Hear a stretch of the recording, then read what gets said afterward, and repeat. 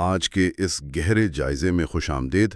قرآن کی پہلی وحی کا آغاز ایک حکم سے ہوتا ہے، پڑھو۔ یہ ایک ایسا حکم ہے جس نے تاریخ کا دھارا ہی بدل دیا، لیکن ہر حکم کے پیچھے ایک مقصد ہوتا ہے۔ آج ہم اسی حکم کی گہرائی میں اتریں گے، یہ جاننے کے لیے کہ ہمیں کیا پڑھنا ہے، کیوں پڑھنا ہے، اور اس پڑھائی کی آخری منزل کیا ہے۔ جی، اور یہ سفر ہم ڈاکٹر حیدر رضا کے 40 سال سے زائد کے علمی کام کی روشنی میں طے کر رہے ہیں۔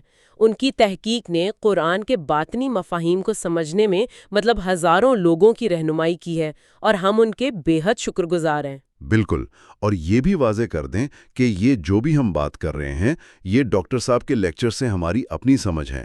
تو اگر ہم سے کوئی غلطی ہو جائے تو اس کی ذمہ داری ہماری ہے، ڈاکٹر حیدر رضا کی نہیں۔ جی اچھا، تو پچھلی بار ہم نے پڑھنے کے اوزار یعنی سمع، بصر اور فؤاد، اور پڑھنے کے موضوع یعنی خود انسان پر بات کی تھی۔ آج ہم منزل اور اس تک پہنچنے والے راستے پر بات کریں گے۔ جی، سورۃ العلق کی یہ جو ابتدائی 5 آیات ہیں، یہ ایک مکمل نقشہ پیش کرتی ہیں۔ ہم نے اوزار اور موضوع دیکھ لیے، اب منزل کی باری ہے۔ تو آئیے اس کی گہرائی میں چلتے ہیں۔ تیسری آیت کہتی ہے، اقرا وربک الاکرم، یعنی پڑھو اور تمہارا رب سب سے زیادہ کریم ہے۔ پہلی آیت میں بھی پڑھنے کا حکم تھا اور یہاں دوبارہ ہے، لیکن اس بار اللہ نے اپنے نام کے ساتھ ایک خاص صفت جوڑی ہے، الاکرم۔ یہ ہمیں منزل کی طرف کیا اشارہ دے رہی ہے؟ دیکھیں، یہ آیت کا آپ کہہ لیں کلیدی حصہ ہے۔ اللہ اپنے تعارف میں اپنی کئی صفات الرحمن، الرحیم، الخالق استعمال کر سکتا تھا، لیکن یہاں پڑھنے کے حکم کے ساتھ وہ خود کو الاکرم کہہ رہا ہے۔ یہ کوئی اتفاق نہیں ہے، اس میں یہ پیغام چھپا ہے کہ اس پڑھنے لکھنے کی عمل کی جو منزل ہے وہ اکرم بننا ہے، یعنی کرامت کے مقام تک پہنچنا ہے۔ کرامت، اچھا، اس کا مطلب عام طور پر تو ہم عزت یا وقار لیتے ہیں، لیکن یہاں اس کا مفہوم کیا ہے؟ یہاں اس کا مفہوم بہت گہرا ہے۔ یہ صرف کوئی ظاہری عزت نہیں بلکہ ایک اندرونی کیفیت ہے۔ اس کا مطلب ہے ہر قسم کی پستی، گھٹیا پن، حسد، تنگ نظری، چھوٹی سوچ، ان سب سے بلند ہو جانا۔ ایک ایسی شخصیت بننا جو اندر سے عظیم اور نفیس ہو، جس کے کردار میں ایک وسعت ہو۔ یہ واقعی ایک چبھتی ہوئی بات ہے۔ یعنی جب کوئی دوست آ کر اپنی نئی گاڑی کی چابی میز پر رکھتا ہے تو میرے اندر جو پہلا خیال آتا ہے کہ میں اس سے اپنی پچھلی چھٹیوں کے بارے میں بتاؤں جو اس سے زیادہ دلچسپ تھی۔ وہ دراصل کرامت کی کمی کی نشانی ہے۔ یہ تو روزمرہ کی زندگی میں ہر جگہ نظر آتا ہے۔ بالکل، یہی نکتہ ہے۔ یہ ایک چھوٹا سا امتحان ہے جو ظاہر کرتا ہے کہ ہمارا دل کتنا وسیع ہے۔ کیا ہم دوسرے کی خوشی پر جینوئنلی خوش ہو سکتے ہیں، یا ہمارا نفس فوراً مقابلے پر اتر آتا ہے؟ کرامت کا تقاضا ہے کہ انسان دوسرے کی کامیابی کو اپنی کامیابی سمجھے۔ یہ چھوٹی چھوٹی باتوں سے اوپر اٹھ جانے کا نام ہے۔ مسکراتے ہوئے، یہ تو مجھ جیسے شخص کے لیے بہت مشکل چیلنج ہے، خاص طور پر جب ٹریفک میں کوئی غلط اوورٹیک کرے۔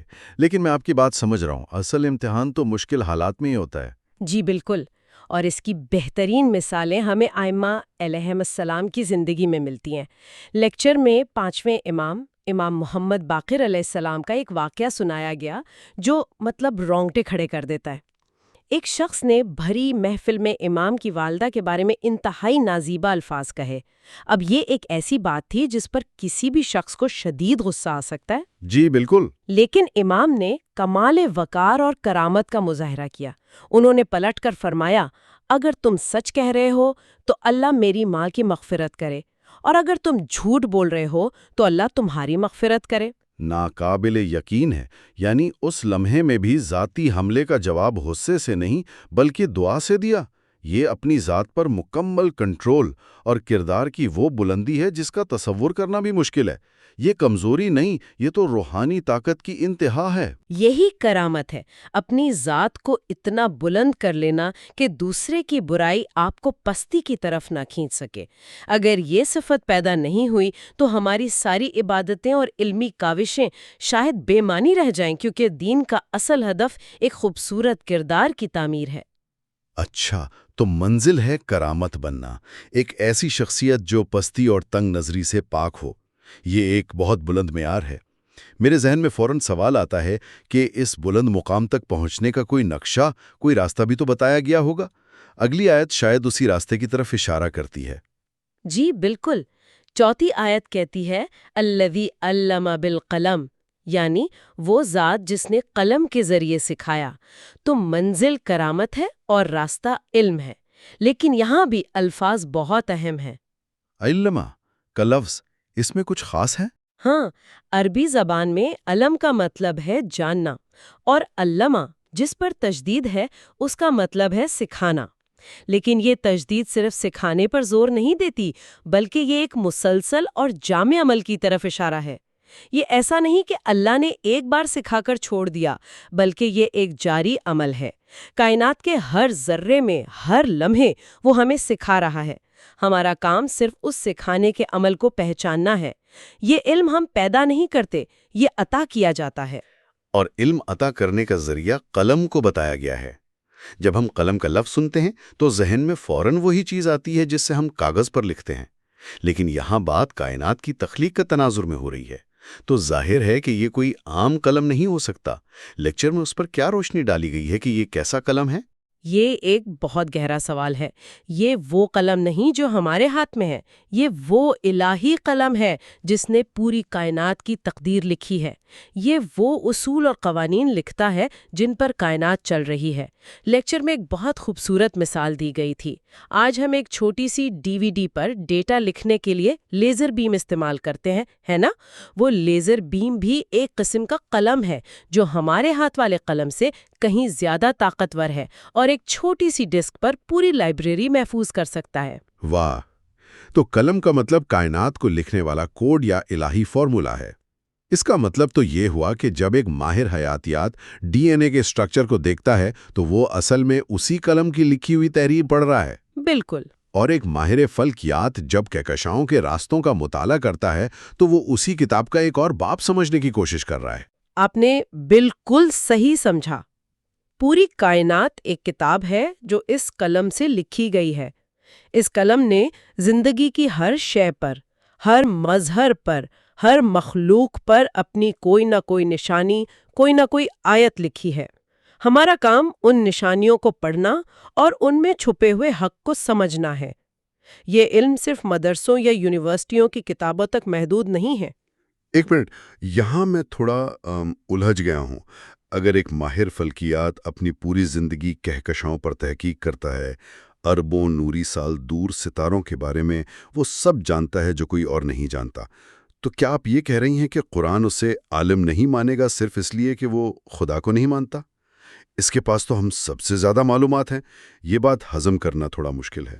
یہ بہت اہم سوال ہے، اور یہ ہمیں علم کی قرآنی تعریف تک لے جاتا ہے۔ ہمارے ہاں جس کے پاس معلومات کا ذخیرہ ہوتا ہے اسے ہم عالم یا اسکالر کہہ دیتے ہیں، لیکن قرآن کی اصطلاح میں یہ علم نہیں، یہ صرف معلومات ہے، انفارمیشن۔ لیکچر میں علم کی تعریف یوں کی گئی ہے: کسی حقیقت کا انسان کے قلب پر روشن ہو جانا۔ علم صرف معلومات کا ذخیرہ نہیں، بلکہ ایک نور ہے جو دل میں اترتا ہے اور انسان کی سوچ اور وجود کو بدل دیتا ہے۔ یعنی معلومات اور علم میں فرق ہے۔ بہت بڑا فرق ہے۔ اسے یوں سمجھیں کہ معلومات ایک کوکنگ ریسیپی کے اجزاء کی لسٹ کی طرح ہے: آٹا، چینی، انڈے۔ لیکن علم اس ریسیپی کو استعمال کر کے کیک بنانے کا ہنر ہے، جہاں آپ کو پتا ہو کہ کس چیز کو کتنا ملانا ہے اور کب تک پکانا ہے۔ ایک شخص کے پاس دنیا کی تمام ریسیپیز ہو سکتی ہیں، لیکن اگر وہ ایک اچھا کیک نہیں بنا سکتا تو وہ صرف معلومات کا ذخیرہ ہے، ماہر باورچی نہیں۔ وہ ماہر فلکیات عالم تب بنے گا جب کائنات کی یہ ساری معلومات اس کے دل پر یہ حقیقت روشن کر دے کہ اس عظیم اور منظم نظام کے پیچھے کوئی بنانے والا ہے۔ تو اگر میں آپ کی بات صحیح سمجھ رہا ہوں، معلومات ایک بیرونی چیز ہے جسے آپ جمع کرتے ہیں، لیکن علم ایک اندرونی کیفیت ہے، ایک روشنی جو آپ پر اثر انداز ہوتی ہے اور آپ کو تبدیل کر دیتی ہے۔ بالکل۔ اسی لیے حدیث عنوان بصری جو لیکچر میں بیان ہوئی، اس میں امام جعفر صادق علیہ السلام فرماتے ہیں: علم کثرت مطالعہ سے نہیں آتا، بلکہ یہ ایک نور ہے جسے اللہ اس کے دل میں ڈال دیتا ہے جس کی وہ ہدایت کرنا چاہتا ہے۔ ٹھیک ہے، یہ بہت گہرا نکتہ ہے۔ تو سوال یہ پیدا ہوتا ہے کہ کوئی اس نور کا اہل کیسے بن سکتا ہے؟ معلومات تو محنت سے حاصل کی جا سکتی ہیں، لیکن یہ نور کیسے حاصل ہو؟ اسی حدیث میں امام نے اس کے لیے 3 شرائط بتائی ہیں۔ پہلی یہ کہ انسان اپنے اندر حقیقی بندگی یعنی عبودیت پیدا کرے، مطلب اپنے تکبر اور میں کو ختم کر دے۔ جب تک برتن خالی نہ ہو اس میں کچھ ڈالا نہیں جا سکتا، جب تک دل تکبر سے بھرا ہے اس میں علم کا نور داخل نہیں ہو سکتا۔ یعنی اپنی انا کو راستے سے ہٹانا ہوگا۔ جی، دوسری شرط یہ ہے کہ علم کو عمل کے ذریعے طلب کرے۔ جب معلومات پر عمل کیا جاتا ہے تو اس کی حقیقت روشن ہوتی ہے اور وہ علم بن جاتی ہے۔ آپ جتنا مرضی تیراکی پر کتابیں پڑھ لیں، جب تک پانی میں نہیں اتریں گے آپ کو تیراکی نہیں آئے گی۔ عمل معلومات کو علم میں بدلتا ہے۔ اور تیسری شرط یہ ہے کہ اللہ سے فہم اور سمجھ کی دعا مانگتے رہنا، کیونکہ وہی دلوں کو کھولتا ہے اور حقیقت کو روشن کرتا ہے۔ یعنی اپنی کوشش بھی کرنی ہے اور توفیق بھی اسی سے مانگنی ہے۔ یہ گفتگو ایک اور نقطے کی طرف لے جا رہی ہے جس پر لیکچر میں زور دیا گیا تھا کہ ہر انسان کا روحانی سفر منفرد ہوتا ہے، ہمیں کسی کی نقل بننے کے لیے نہیں بنایا گیا۔ یہ ایک انتہائی اہم نکتہ ہے، خاص طور پر آج کے دور میں۔ ہم اکثر عظیم شخصیات سے متاثر ہو کر ان کی کاربن کاپی بننے کی کوشش کرتے ہیں، لیکن اللہ نے ہر انسان کو ایک منفرد صلاحیت، ایک منفرد کمال کے ساتھ پیدا کیا ہے۔ اس کی بہترین مثال خود امام علی علیہ السلام ہے۔ وہ فرماتے ہیں کہ میں رسول اللہ صلی اللہ علیہ وآلہ وسلم کے پیچھے ایسے چلتا تھا جیسے اونٹنی کا بچہ اپنی ماں کے پیچھے چلتا ہے۔ اس سے زیادہ کامل اتباع کا تصور نہیں کیا جا سکتا۔ بالکل، یہ تو اتباع کی انتہا ہے۔ لیکن اس کامل اتباع کے باوجود امام علی علیہ السلام کی شخصیت رسول اللہ صلی اللہ علیہ وآلہ وسلم کی کاربن کاپی نہیں بنی۔ ان کی اپنی ایک منفرد شان، ایک منفرد پہچان ہے۔ وہ علی ابن ابی طالب ہی رہے۔ انہوں نے نبی اکرم صلی اللہ علیہ وآلہ وسلم کی رہنمائی میں اپنے کمال کی انتہا کو پہنچا، لیکن وہ کمال ان کا اپنا تھا۔ یہ آج کے انفلوئنسر یا گرو کلچر کے بالکل برعکس ہے نا؟ جہاں پیروکار اکثر اپنے رہنما کی ہر چیز کی نقل کرنے لگتے ہیں، ان کے بولنے کے انداز سے لے کر ان کے لباس تک۔ لیکچر کا پیغام یہ لگتا ہے کہ اس طرح کی اندھی تقلید کے خلاف ہے۔ بالکل، علم کا راستہ تحقیق اور غور و فکر کا ہے، اندھی تقلید کا نہیں۔ رہنما راستہ دکھاتا ہے، لیکن ہر مسافر کو سفر خود طے کرنا پڑتا ہے، راستے کے تجربات خود حاصل کرنے پڑتے ہیں، ہر ایک کو اپنا کمال خود تلاش کرنا ہے۔ تو مقصد اولو الالباب یعنی گہری عقل رکھنے والے بننا ہے، جن کی قرآن نے تعریف کی ہے کہ وہ آسمانوں اور زمین کی تخلیق پر غور کرتے ہیں۔ وہ صرف معلومات جمع نہیں کرتے، بلکہ ان معلومات کی بنیاد پر ایک نتیجے پر پہنچتے ہیں اور بے اختیار پکار اٹھتے ہیں کہ اے ہمارے رب، تو نے یہ سب بے مقصد نہیں بنایا۔ جی، وہ معلومات کو علم میں تبدیل کرتے ہیں۔ وہ کائنات کی کتاب کو پڑھتے ہیں اور اس کے مصنف کو پہچان لیتے ہیں۔ یہی علم کا حقیقی راستہ اور اس کی حقیقی منزل ہے۔ تو آج کی گفتگو کا خلاصہ یہ ہے کہ ہمارے پڑھنے اور سیکھنے کی منزل محض ڈگریاں یا معلومات جمع کرنا نہیں، بلکہ کرامت کا حصول ہے، یعنی اندرونی طور پر ایک عظیم، وسیع القلب اور نفیس انسان بننا جو حسد اور تنگ نظری جیسی پستیوں سے پاک ہو۔ اور اس منزل تک پہنچنے کا راستہ علم ہے، لیکن وہ علم جو معلومات کا انبار نہیں بلکہ ایک نور بن کر دل پر اترتا ہے، اور اس نور کا حصول حقیقی بندگی یعنی انا کو مٹانے، علم پر عمل کرنے اور اللہ سے مسلسل ہدایت طلب کرنے سے ممکن ہے۔ اور جس کتاب کو ہمیں پڑھنا ہے وہ صرف کاغذ کی کتابیں نہیں، بلکہ یہ پوری کائنات ہے جسے اللہ نے اپنے قلم سے لکھا ہے، اور اس کی ہر شے میں اپنی نشانیاں بکھیری ہیں جنہیں ہمیں پڑھنا اور سمجھنا ہے۔ جاتے جاتے سامعین کے لیے گہری سوچ چھوڑ جاتے ہیں۔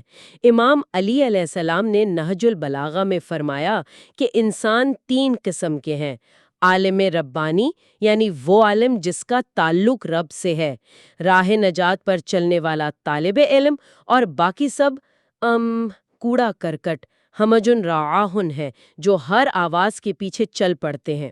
یہ ایک بہت سخت بات ہے، لیکن سوچنے پر مجبور کرتی ہے کہ اگر یہ دنیا کی زندگی صرف ایک تیاری ہے اور اصل سفر موت کے بعد شروع ہونا ہے، تو انسان ان تین میں سے کون سی قسم میں شامل ہونے کی کوشش کر رہا ہے؟